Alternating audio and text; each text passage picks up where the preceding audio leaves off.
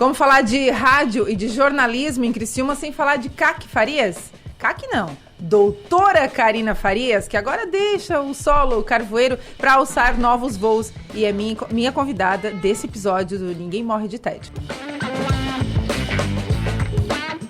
Bem-vinda, Caque. Muito obrigada, Maga. Prazer estar aqui. Demais, não, eu tô achando chique que ela olha pra câmera sem roteiro, uma coisa muito chique isso aqui. A gente tá muito chique. Hoje é um dia muito chique. Ela veio até na paleta de cores. Eu vim até na paleta de cores, mas não tinha nem roupa pra esse momento aqui, tá? Fiquei bem nervosa, tô suando, mas tô bem feliz de bater um papo bem gostoso contigo. A gente queria te aproveitar aqui, né, presencial, porque a gente poderia fazer online depois? Poderia, mas nada como esse gostinho de estar aqui é bom pertinho. Estar no estúdio, né? É bom demais. Eu acho que nada substitui o olho no olho. Eu acho que as ferramentas, elas suprem uma série de questões tecnológicas importantes, né? Elas encurtam caminhos, mas o olho no olho é sempre gostoso. O abraço, o afago, o encontrar é sempre bom. Antes de a gente falar da tua ida e explicar para onde que vai a CAC, o que vai acontecer depois, eu quero saber quando e como que começou a tua paixão pelo rádio e pelo jornalismo. Olha, eu costumo dizer, tá, que o rádio ele surgiu meio que por acaso, só que não, tá? Por quê? Foi a minha primeira oportunidade profissional, o jornalismo sempre foi uma paixão, eu sempre quis fazer jornalismo, desde a época de que eu era estudante, eu queria fazer jornalismo, não me arrependo um dia sequer, mas o rádio apareceu meio que de supetão. E eu digo meio por acaso e meio não, porque tem um pouco no sangue aí do meu pai, que trabalhou a vida inteira com rádio, a minha mãe, que sempre ouviu rádio, tem uma coisa afetiva dentro da minha família. Memória, assim, afetiva? Tem. Mas as oportunidades e a vida vai levando a gente. Então, assim, o primeiro emprego que eu tive, quando eu estava ainda estagiando em jornalismo, na primeira fase, foi o Adelor Lessa, que deu essa minha oportunidade para produzir o programa do Antônio Rosa, lá na Rádio Eldorado, que era na Avenida ainda, em 1999. E aquilo ali foi meio que moldando a minha trajetória profissional. Olha que fazer produção é bem difícil, né? É bem difícil, tá aí a Robertinha pra dizer. Produção é difícil. Mas e foi uma experiência bem bacana. E aquilo foi moldando realmente a minha trajetória de que as oportunidades que iam aparecendo eram no rádio, os assuntos que me interessavam eram do rádio. E aí começou a despertar. Acho que daí vem um lado da carga afetiva, uma paixão, mas que também foi, no início, involuntária. Eu acho que ela foi involuntária, porque foi a primeira oportunidade. Se o Adelor tivesse me dado, ou outra pessoa tivesse me dado uma chance de trabalhar, de repente, no jornal, na mídia impressa, talvez eu estaria com outro caminho.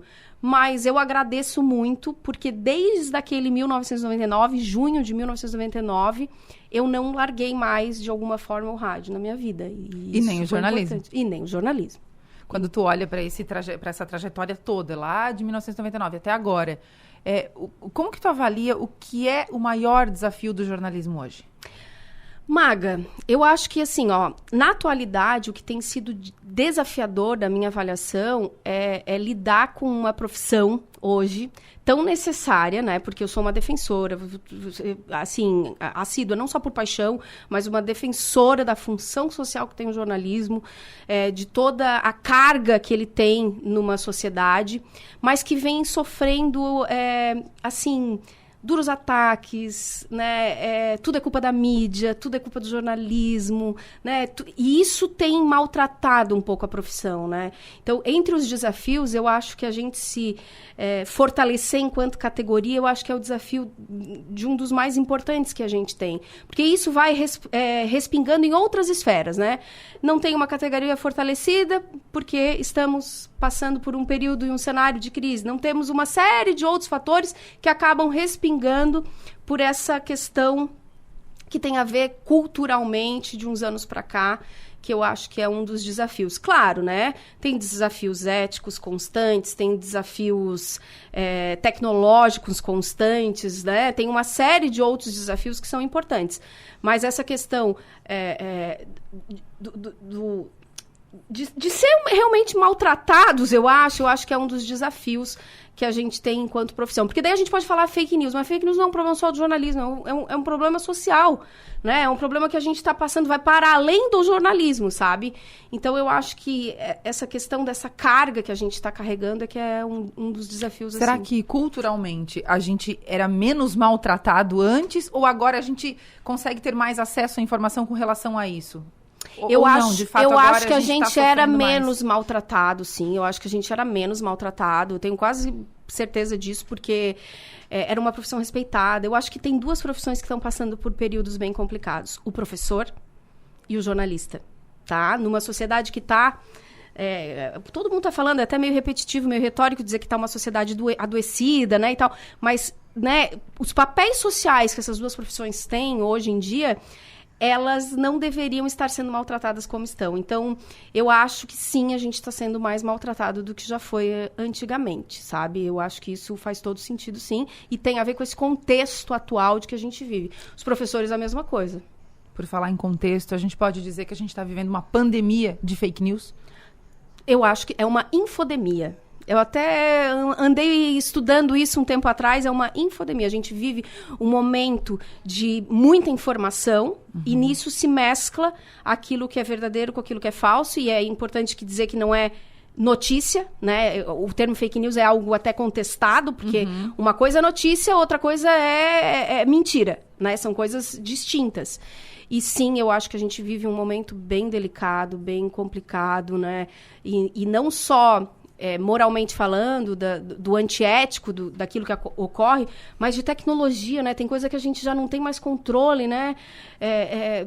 Tava vendo essa questão, por exemplo, dos ataques agora, né, Maga? Tá todo mundo muito sensível a isso e sofrendo ainda com mentira, né? Com trote, entende? Com desinformação, com grupos desinformando. Como que a gente consegue? E aí, assim, bom, agora vai começar, então, uma série de ações na internet, para combater alguma coisa na internet. Mas tem coisa que vai para Deep Web. Então, tem coisa que a gente já perdeu o controle, assim, que me preocupa, assim. Eu me assusto um pouco no momento que a gente vive, assim. E como é que faz para não perder a esperança e a fé no jornalismo e na sociedade, vendo tudo isso acontecer? Ah, mas eu não perco. A esperança eu não perco mesmo. Eu sou uma pessoa muito esperançosa. Ai, que lindo! Olha que me arrepio.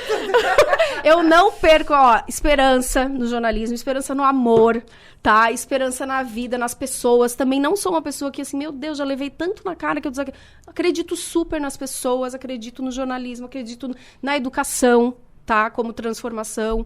Acredito nisso tudo e eu acho que, assim, a gente tem que... eu acho que a esperança é o que nos move. E como, né? Como é que faz para ter esperança? Como é que faz para renovar isso? Eu acho que acreditar em pessoas, porque, tipo assim, ao mesmo tempo que a gente vê uma série de coisas ruins, sempre tem alguma coisinha para alegrar o teu dia, né? Então, vir aqui hoje, encontrar um monte de gente maravilhosa, né? Abraçar e beijar. Na cadeira, vou sair do enquadramento, a Clara vai dar 5 ataques, mas, né? Falar de rádio, falar de jornalismo. Então, cada momento, né, a gente tem que ter esperança nesses momentos legais. Então, assim, poxa, eu tava vendo, tá todo mundo sofrido, Santa Catarina tá com uma dor imensa, mas hoje eu tava vendo uma reportagem das pessoas que estão lá fazendo uma vigília na escola, que agora a escola vai ser repaginada. Então, eu acho que a gente tem que... Tem sempre uma sementinha, né? Tem que olhar. Se a gente não olhar para esse copo meio cheio... vai ser sempre um problema, né? Vai ser sempre um problema. E eu gosto de olhar o copo meio cheio. Eu sou meio reclamona, mas gosto de olhar o copo meio cheio. Ô, Kaki, quando a gente fala de fake news, de todo esse contexto, a gente entra na parte ética também, né? A gente...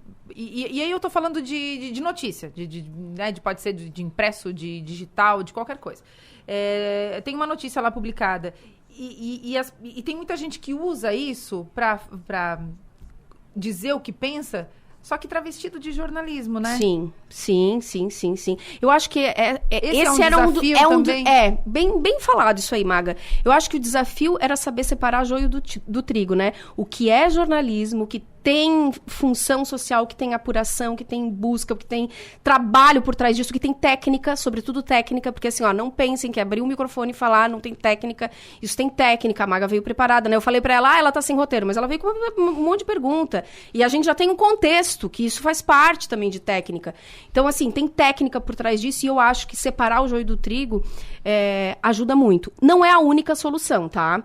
E aí, até pensando nisso, vem outro assunto que está muito em alta agora, que é a questão da PEC, do diploma, né? Aquilo foi um revés muito grande na profissão, quando a gente teve, né, em 2009.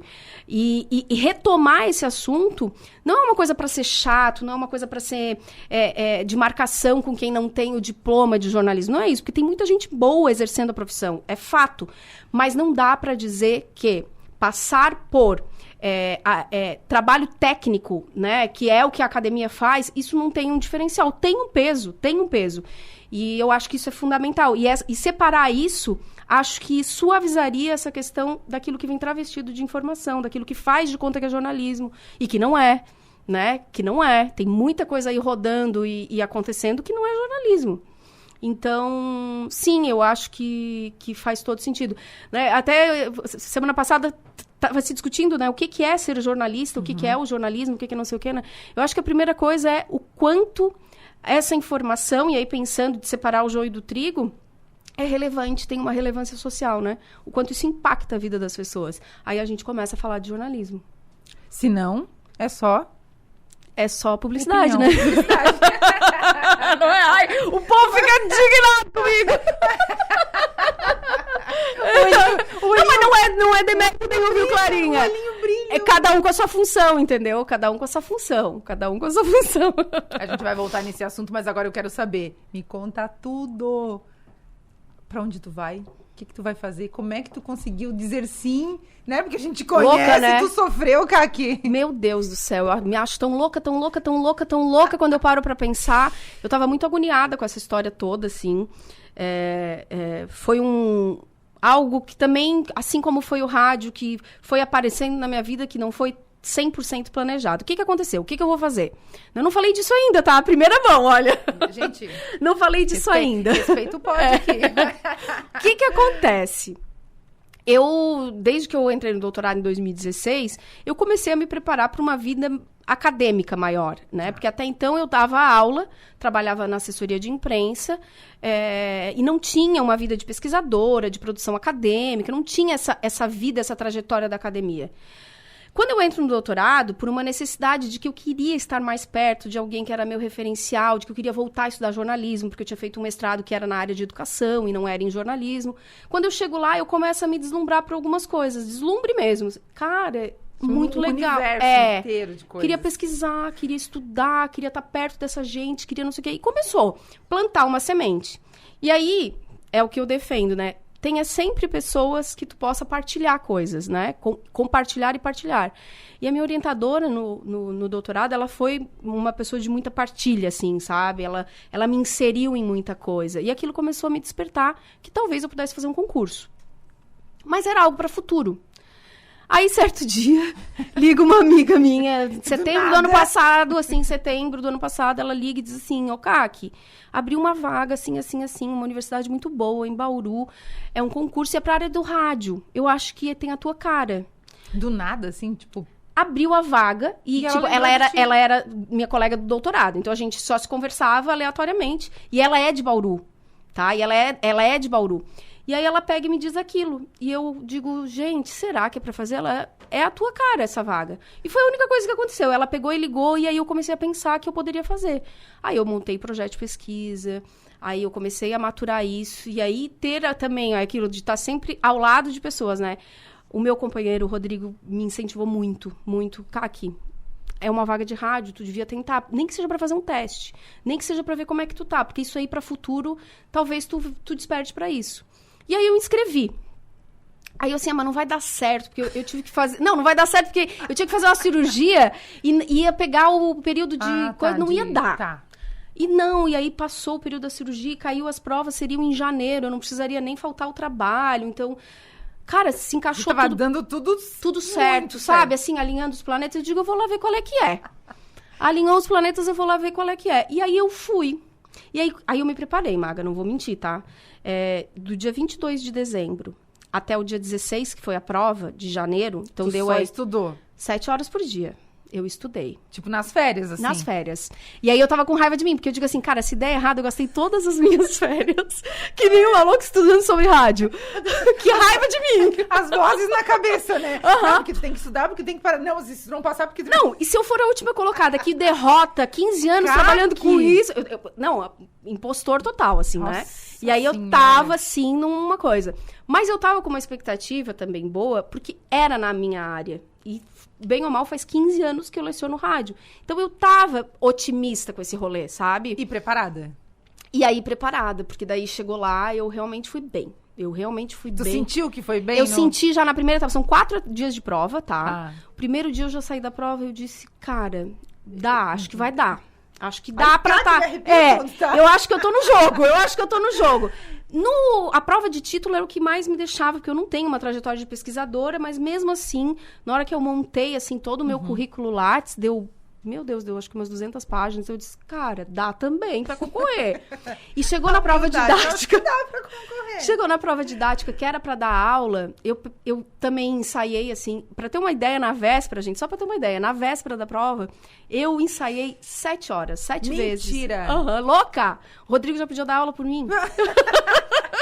7 horas. Tu deu aula pro Rodrigo? Eu dei aula pro Rodrigo e pro Tito, que é o meu gato, né? Isso, claro. Antes de ir lá em Bauru, o Tito não tava, daí eu tava preparada. Mas aí olha o que eram as coisas. Aí naquele dia deu um temporal, no dia da prova, caíram 150 árvores em Bauru. E uma delas na Unesp. E eu digo, é pra eu não ir, é um sinal. E não, daí foi marcada a prova pro outro dia, e a gente ainda tava lá e tudo, e foi tudo bem tranquilo, e aí a prova foi bem boa. Mas tu sabe que chuva é bênção, né? É, né? É temporal, eu não sei, mas chuva eu sei que é bênção. Faz sentido. Chuva é bênção. E foi uma sucessão de coisas boas que aconteceram naquela semana, assim, sabe? Aí eu já vim com um sentimento assim, cara, tem chance. Mas, claro, quando tu tá fazendo um concurso desse, foi o primeiro que eu fiz na vida. Tu tá concorrendo com gente com muita qualificação. Então, eu tava insegura, né? Eu olhava o currículo Lattes do povo que tava lá, eu olhava, não, cara, não vai dar. Não vai dar, mesmo que eu tenha ido bem, mas olha só, né?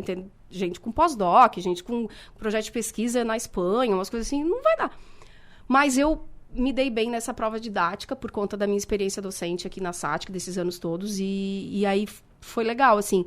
Aí começou, Maga, que não tinha saído o resultado, então foi uma angústia até sair o resultado. Aí quando saiu o resultado, eu ainda não sabia se eu contava, se eu não contava, o que eu decidia, o que eu faço da vida. Tenho que conversar com o reitor, com todo mundo, e tal e coisa e tal, e espera sair o resultado final. Então, assim, ó, eu vivi dias muito difíceis até decidir tudo, assim, sabe? Foram dias de muita angústia, dias de, meu Deus, como é que eu vou dar uma mudança radical? Não tô indo pra Floripa, né? Louca, né? Tô indo pra longe, como é que eu vou fazer? E as minhas aulas, só eu dei... E os meus alunos? E os meus alunos, entendeu? E os meus colegas, e tudo isso. Então, começou a pesar. Daí até que a gente tomou uma decisão, vamos lá e tal. E aí, quando eu falei disso, aí a vida começou a melhorar, assim, sabe? Ficou mais tranquila. Ficou mais tranquila. Mas como é que foi? Chegar lá pra gestão e dizer, olha, pessoal... Fiz uma fiasqueira. Fiz uma fiasqueira, Maga. Tu chorou? Óbvio, né? Que? Bom dia!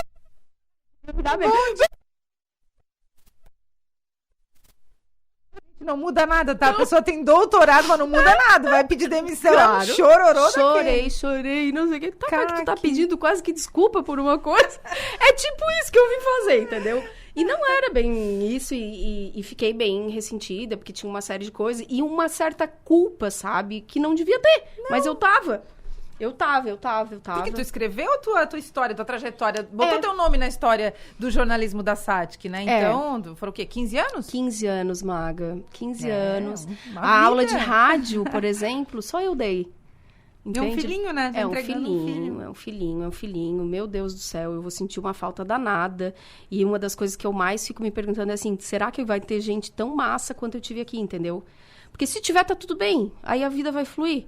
Mas e se não tiver gente tão massa como eu tive aqui, né? Tem aluno que virou meu amigo, tem aluno que eu fui em casamento, tem aluno que eu vi filho nascer, tem aluno, sabe? Tem um monte de coisa, tem aluno que... Enfim. E como é que foi o primeiro dia sem ir dar aula? Foi bem esquisito, bem esquisito. Amanhã vai ser a minha primeira aula, que não sou eu. Tá. Mas não ir para a SATIC foi bem estranho, né? Porque tu faz aquilo sempre e tal. E eu tô ainda meio bugada, assim, sabe? Eu ainda não tô segura, eu tô com medo, assim. Mas acho que é um sentimento normal, né? Eu acho. Uma reação normal. Você tá indo pra um território novo, vai conhecer outras pessoas. Eu acho que faz parte. O Tito vai depois. Tá. Porque daí no meio... O Tito é o gato o da gato, SATIC, né, gente? eu sou doninha de pet aí, né? O Tito que apareceu lá e ela fez um anúncio. Foi, tu lembra, Maga? Eu lembro que tu me comentou. E ela fez um anúncio, ela encontrou o gato, enfim, apareceu esse gato, coisa mais linda, pituquinho. E ela disse, pessoal, eu preciso de um dono pra esse gato, né? Uma doninha, um doninho pro gato. E daí eu falei, conheço a história, porque é o gato que escolhe a gente. É verdade, E o gato te escolheu, né? E foi. Te escolheu. Ele não vai agora, porque terça-feira eu vou pra lá. Mas o Rodrigo ainda não vai em definitivo, porque ele tem as aulas dele aqui e só vai no meio do ano. Então, no meio do ano é onde a gente deve daí fazer uma mudança mais drástica, levar tudo. E aí, inclusive, o Tito, né, que vai sentir uma diferença significativa. Mas, enfim, né? Mas tá faz todo parte, mundo né? se adaptando, todo né? Todo mundo se adaptando, vai todo mundo aprender junto. Mundo. Nesse período todo, enquanto professora, né, de rádio, no jornalismo SATIC, além da gestão, enfim, mas dando aula, que histórias tu tem de lembrança, assim? Que boas histórias tu tem desse período? Tem tanta coisa gostosa, sabe? Eu acho assim, que eu passei tanta coisa ali dentro, de gente que não gostava de rádio, que começou a gostar de rádio. Teve histórias que eu estava passando alguns momentos difíceis na minha vida e que os alunos foram suporte na minha vida. De gente que não queria fazer rádio de jeito nenhum, mas teve que passar pela disciplina. De gente que precisou de ajuda ali naquela história também toda. Então, assim, eu vivenciei esses 15 anos muito intensamente. Tanto a vida deles e eles a minha vida, sabe? Então, por exemplo, o Tito é uma coisa que é meio domínio público, sabe? Meio domínio público. E a gente passou por de tudo um pouco lá, né? Porque fazendo programa ao vivo numa web rádio, os alunos têm uma experiência muito legal. A gente tem histórias para contar, tá? E quem foi meu aluno vai saber do que eu tô falando. Do Salada Mista, que é o programa que a gente faz lá desde sempre. Das brigas homéricas, dos trabalhos em equipe que a gente tem, que isso já virou meme para tudo quanto é lado. De gente ficar nervosa antes de entrar no ar. Então, assim, tem muita história para contar ali. E eu vou sentir muita, muita, muita falta desse rolê todo, assim, sabe? Porque realmente ali eu me tornei uma pessoa melhor com o convívio com os alunos. Eu não tenho nem dúvida disso. Eu sempre quis dar aula, por quê? Tu sempre quis dar aula? Eu sempre quis dar aula. Na época que eu estudava, eu já queria dar aula. Mas eu sabia que eu tinha que ter uma experiência prática para poder também, né? E eu sempre dizia assim, eu quero dar aula para sempre estar atualizada. Porque estar do lado de gente jovem é muito bom. Né? E bem ou mal, tu tá sempre do lado de gente que tá chegando, né? Então, é muito legal. E realmente fazia todo sentido. Isso há 20 anos que eu dizia, fazia sentido. Tá com gente atualizada. Então, tem coisa que eles chegam lá que eles que me ensinam, né? Claro que a minha experiência permite que eu ensine um monte de coisa para eles. Eu sei disso, mas eu aprendo diariamente, constantemente. É realmente uma troca. É realmente uma troca. Não tem, sabe, de ideias geniais que eles têm, assim. Cara, vamos fazer... o desafio é ter algo de inovador nesse semestre. E eles vêm com ideias mirabolantes e que dá muito certo e é massa, é massa. Para isso, realmente, lecionar é muito bom, é muito bom. Que dá, quando tu olha, para essa geração que está chegando agora, né? E a gente vendo um jornalismo que se transforma e que vem com novas ferramentas, enfim, diferente de 10 anos, 15 anos atrás, né? E tu olha para essa geração, tu também tem esperança? Igual tudo tu tem esperança? Eu tenho também desesperança em alguns momentos, não vou dizer que não, mas eu tenho muita esperança. Tem muita gente boa chegando, tem muita gente sonhadora com bom jornalismo, tem de tudo, e eu acho que se a gente perder a esperança não faz mais sentido. Então tem muita, muita, muita coisa boa por vir, tenho esperança neles sim, acho que vão sair... Sempre saem excelentes jornalistas. Talvez a gente não consiga preparar todos como deveria ou como gostaria, mas isso acho que é de todo o processo, né, de toda a profissão. Na vida? E tudo na vida, é verdade, Maga. Mas sai muita gente ali boa, apaixonada pelo que faz, e isso é o que move, assim. E como é que é a sensação quando tu vê alguém chegando cru né? E saindo incrível, saindo né?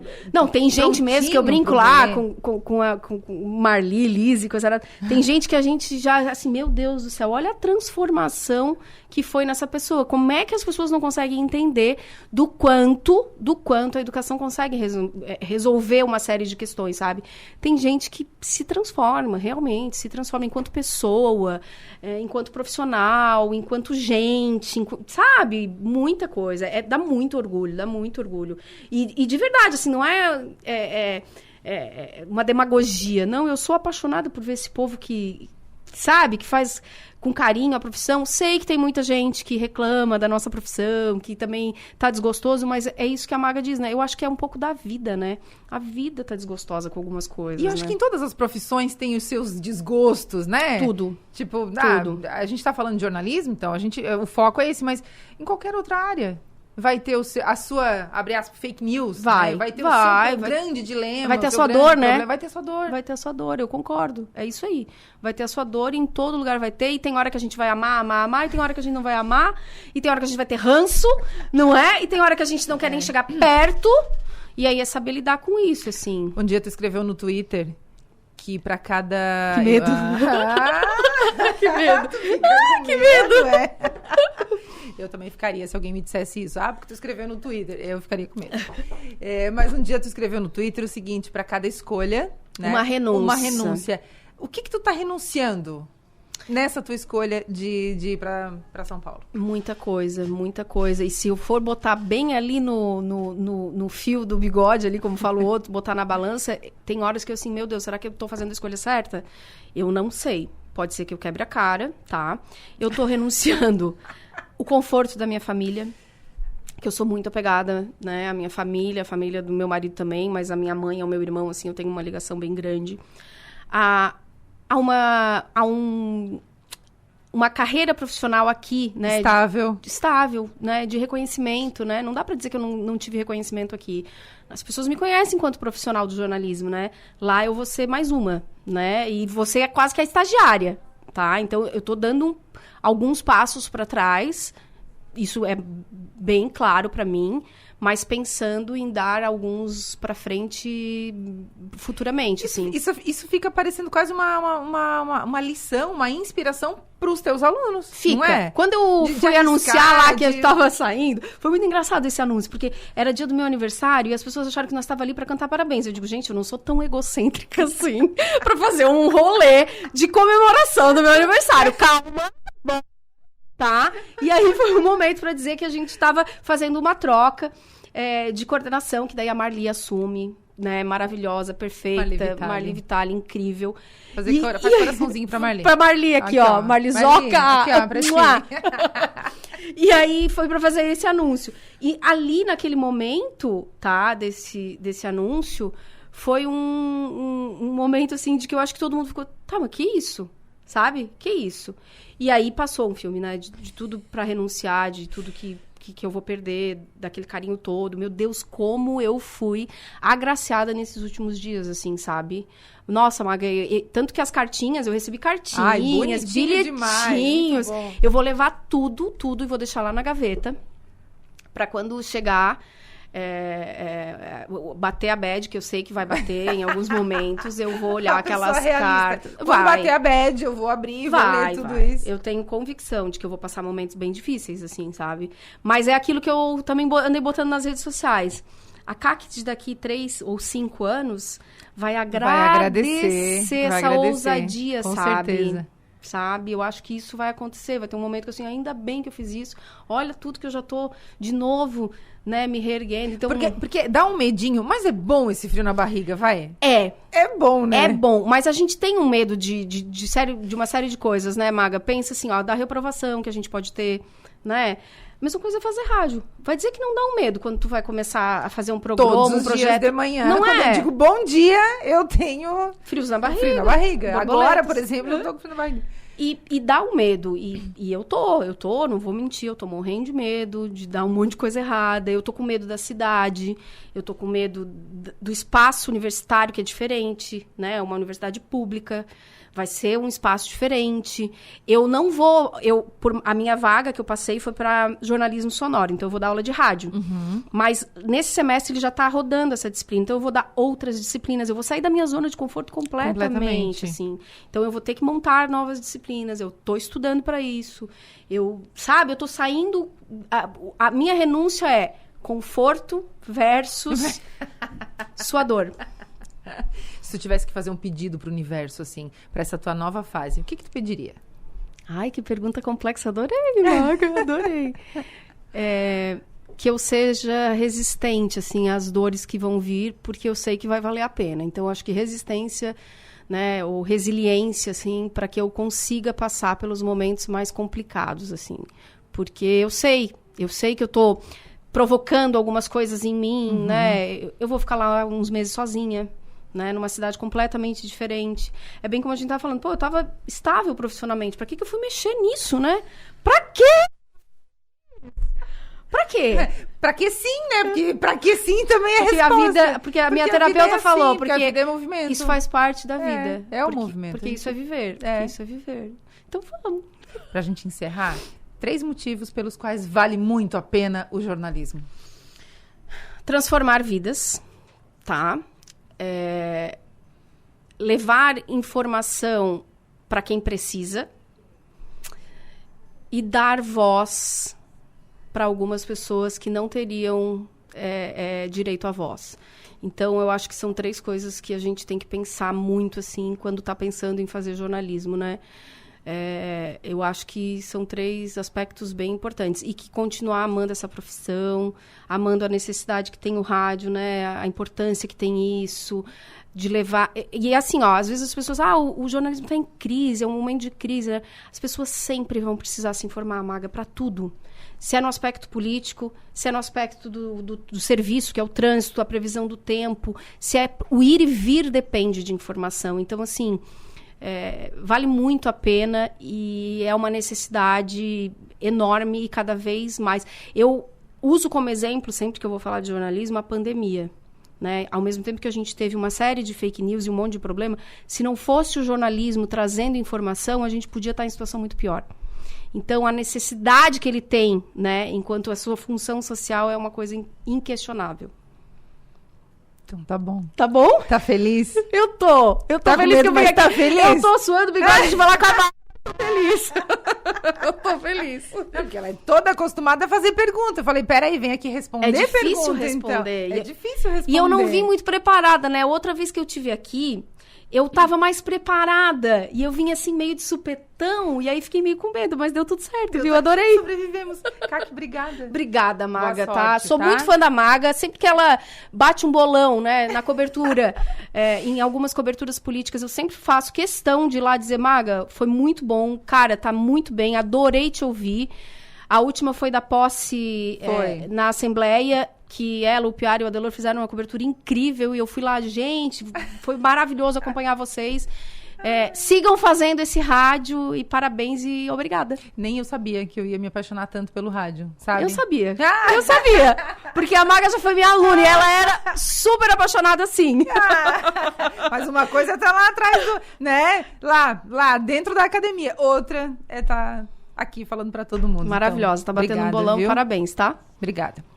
Esse foi o Ninguém Morre de Tédio dessa semana e ninguém morreu de tédio mesmo. E a gente recebeu a doutora Karina Farias, que agora vai para São Paulo, vai deixar a gente um pouquinho só, né? Porque também nem é tão longe assim. Esse episódio já está disponível no YouTube e no Spotify. E na semana que vem a gente está de volta. Até lá.